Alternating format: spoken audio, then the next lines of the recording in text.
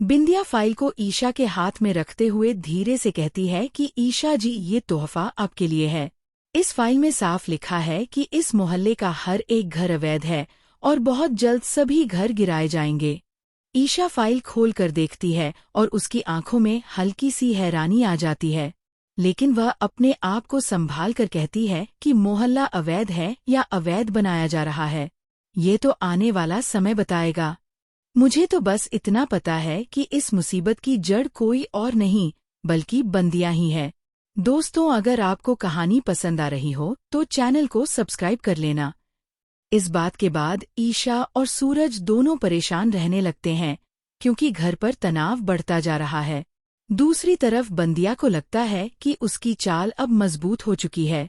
रात को एक छोटी सी पार्टी होती है जिसमें सूरज हल्का सा नशा कर लेता है। बिया मौके को ताड़ लेती है और वह सूरज को ऐसी हालत में ऐसी जगह ले जाती है जहां उसे कुछ समझ ही नहीं आता और रात में दोनों के बीच वह सब हो जाता है जो नहीं होना चाहिए था। आपको आगे भी ऐसे बड़े ट्विस्ट देखने हो तो वीडियो को सब्सक्राइब कर लेना। सुबह सूरज उठकर पूरी रात को याद करने की कोशिश करता है, लेकिन उसे कुछ समझ नहीं आता।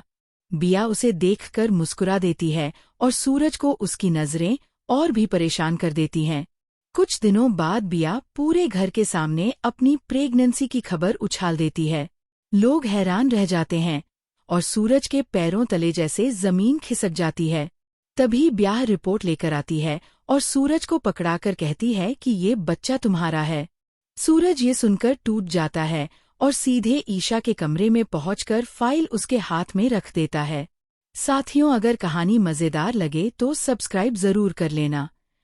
ईशा रिपोर्ट देखकर एक पल को जैसे जम ही जाती है, लेकिन अगले ही पल वह कहती है कि सूरज, मुझे तुम पर पूरी तरह भरोसा है, पर मुझे यह भी समझ आ रहा है कि यह सब बंदिया की चाल है। वह हमारे रिश्ते में दरार डालना चाहती है, लेकिन मैं ऐसा होने नहीं दूंगी। ईशा की यह दृढ़ता देखकर सूरज की आंखें नम हो जाती हैं, पर वह और भी उलझ जाता है।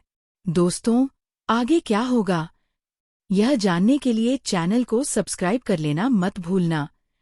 उधर ब्या अपने मन में सोच रही होती है कि अब उसकी जीत तय है। वह मोहल्ले को गिराने वाली फाइल का इस्तेमाल भी ईशा के खिलाफ करती रहती है ताकि लोग उसकी बातों पर शक करें। लेकिन ईशा धीरे धीरे इस पूरी चाल को समझने लगती है और ये तय कर लेती है कि बिया की इस साजिश को वह खुद खत्म करेगी। कहानी अब और भी रोमांचक मोड़ लेने वाली है। गुस्से में बड़बड़ाती बंदिया कमरे में इधर उधर घूम रही होती है। आज तो सूरज बच गया, लेकिन एक दिन उसे अपने काबू में करके ही रहूंगी। ईशा चाहे जितनी कोशिश कर ले, सूरज को पाना मेरी जिद है और मैं अपनी जिद कभी नहीं छोड़ती।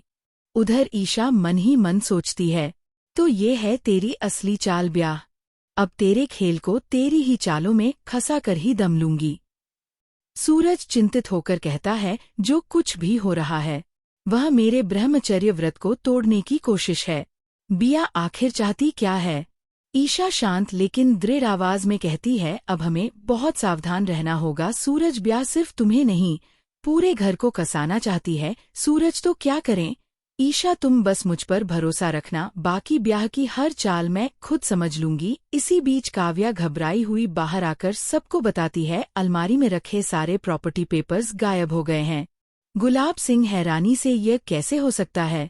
ईशा की निगाहें चुपचाप ब्याह पर टिक जाती हैं। ब्याह तुरंत उंगली उठाती है, मैंने कल रात ईशा को बाऊजी के कमरे के पास देखा था। ईशा एक झटके में उसकी बात काट देती है, और ब्याह, तुमने तो कहा था कि मोहल्ला अवैध है, ये सब क्या है? ईशा शांत स्वर में, इसलिए कागज छुपाए थे घर वालों को बचाने के लिए, क्योंकि कोई ना कोई इन्हें हथियार बनाकर खेल जरूर खेलता। ब्याह मन ही मन तिल मिलाती है, ईशा, आज तूने बाजी पलटी है, लेकिन खेल अभी खत्म नहीं हुआ। सूरज को पाने के लिए मैं कुछ भी कर सकती हूँ, समझी? ईशा काव्या से कहती है, ब्याह जिस तरह सबको मैनिपुलेट कर रही है उसे रोकना जरूरी है। काव्या, सही कहा भाभी, कल रात भी वह हमारे कमरे के आसपास घूम रही थी। मुझे लगा कुछ गड़बड़ है। ईशा, वो पक्का कोई बड़ा प्लान बना रही है। उधर ब्या फोन पर किसी से बात कर रही होती है। सूरज चुपके से सुन लेता है। ब्या कह रही होती है, अब अगला कदम ऐसा होगा कि पूरे घर को लगेगा सिर्फ मैं ही सही हूँ। सूरज मन में आखिर ब्या चाहती क्या है। रात को अचानक हवेली की सारी बिजली चली जाती है। चारों तरफ अंधेरा और घबराहट। उसी समय स्टोर रूम से किसी के गिरने की तेज आवाज आती है। सब भागकर दरवाजा खोलते हैं। अंदर ब्या जमीन पर पड़ी चिल्ला रही होती है, देखो ये गमला ईशा के हाथ में था, ये मुझे चोट पहुंचाने आई थी। गुलाब सिंह गुस्से में, ईशा तुम यहाँ क्या कर रही थी? ईशा शांत पर सख्त, मैं सिर्फ आवाज सुनकर आई थी। ये सब नाटक है। ब्या रोने का ढोंग करती है, ये मुझसे जलती है। सूरज को मुझसे दूर रखना चाहती है। इसी ने मुझ पर हमला किया है। इसे डर है कि कहीं सूरज मुझसे दूर होकर मेरे पास ना आ जाए।